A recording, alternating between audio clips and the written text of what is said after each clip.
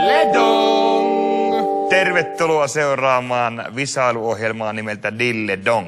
Minun nimi on Julle. Ja minun nimi on Jalle. Dilledong!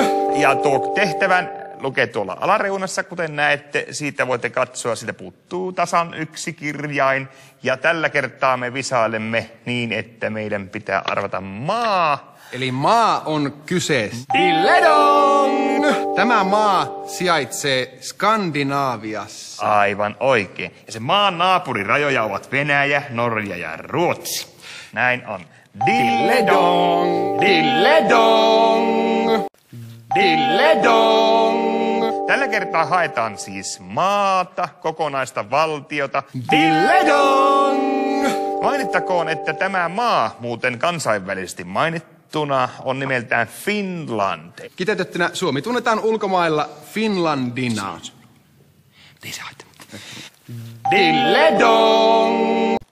Dilledong! Ja tämän maan arvaaja voittaa tänään 1500 euroa puhtaana käteen. Se on huima raha. Mitä muuten tekisit tällä rahalla jossain? Minä ostasin uusia vaatteita. Niin minäkin. Dilledong! Hyvin meni. Ei helvetti, pojat. Ei, tää nyt ei kuule ollenkaan.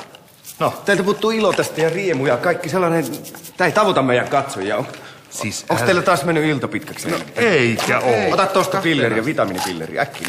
Elämää! 5, 4, Elämää mukaan! 3, 2.